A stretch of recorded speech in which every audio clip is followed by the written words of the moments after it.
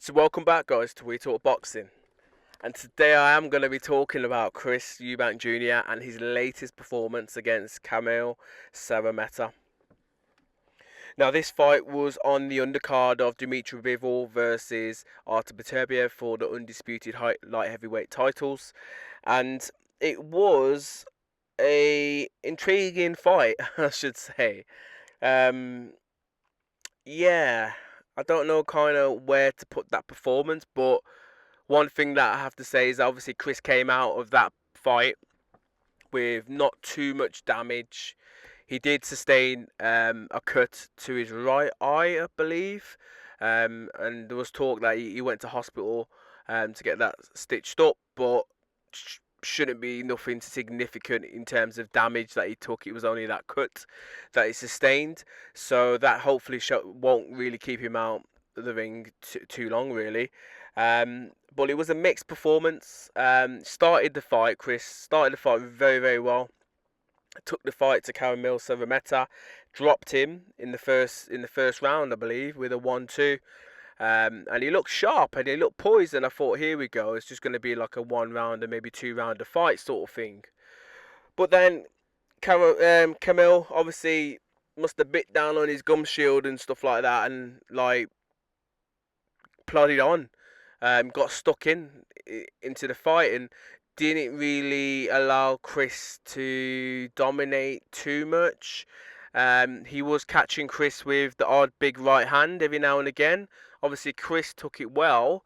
I was just disappointed that he was getting caught with these basic shots, really, because Szeremeta didn't really set it up. He didn't really disguise his shots. He just threw it from quite wide, and I even believe someone like Stevie Wonder could have probably saw the punches coming, but for some reason Chris obviously couldn't defend him and he got caught. But as I said, he took it well. But for me, with Chris, it's a case that if he was fighting someone who was better, like let's say his opposition was a lot better, someone like a Hamza Shiraz, even a Conor Ben, even though Conor Ben's lighter in weight, these punches or that success is going to give his opponent confidence, and it's going to make them push the fight a lot more. Similar to the Liam Smith fight, where he got caught, got hurt, and he just didn't just couldn't react after that.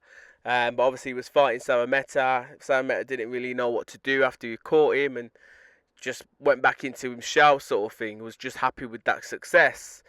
Whereas Chris obviously plodded on, caught him a few more times, dropped him I think another 2 or 3 times in the fight before eventually the fight was actually stopped. But yeah, it's a bit of a mixed performance. As I said, it was good to see Chris back in the ring.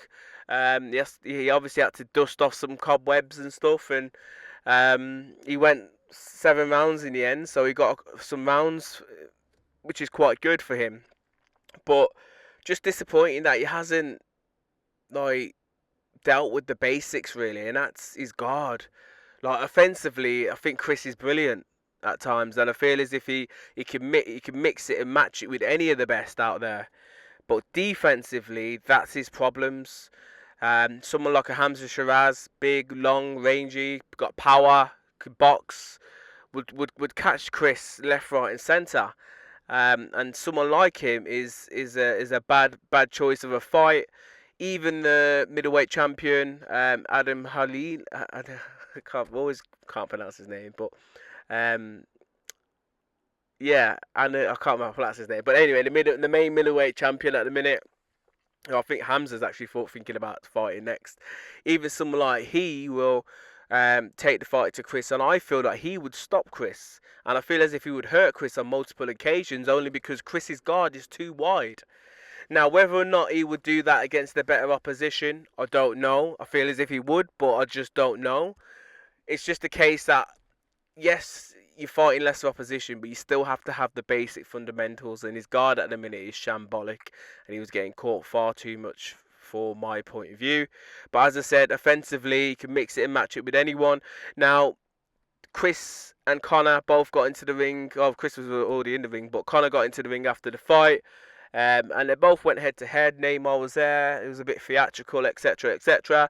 But that fight is looking likely that it will be next. Now, I don't feel as if Chris will be back in the ring this year, and it's a shame because he needs to be active. But obviously, Connor's got a few things to sort out with the British Border Control. Chris has obviously got to let that cut heal, which will probably take him 4 weeks, maybe 4-6 weeks to heal. Then he has to get back into training, etc. So they're pretty much talking about February. So I've heard that date be thrown around a few times as well for the AJ and Dubois rematch, but that February date be thrown around. So whether or not they could get a nice early fight in the year between them, everything's done and dusted. That'd be quite good. At the minute, as I'm sitting here, I favour Chris Eubank Jr. I just feel as if offensively he's going to be a bit too strong for Conor Benn, but defensively, Conor Benn is strong, and if Conor Benn catches him, he could cause a lot of damage because Chris is so wide. But these are just my thoughts in regards to Chris Eubank's latest performance against Kamil Szeremeta. The fight didn't really mean much. He did win an IBL title, but it didn't really mean much in terms of rankings, etc. But yeah, it was just good to see Chris back in the ring. But at the same time, I do feel as if he's got quite a lot of things to iron out. But at his age, can you change these things? I don't think so. So this is just going to be Chris going forward now. Is he world level? I don't think so. But is he there, and is he a big name? Can he entice the bigger names into the ring? Yes. Can he beat a lot of the bigger names at his weight? Probably no. But he can certainly make a lot of money doing it as well. But these are my thoughts. Let me know your thoughts. How did you see the fight between Chris Eubank Jr. and Kamil Szeremeta? Was you impressed with Kamil Szeremeta? Was you impressed with Eubank? What do you feel that Eubank and Conor could do together? Do you think it would be a very exciting fight? And who do you think will win? As always, please let me know in the comments below. Bless.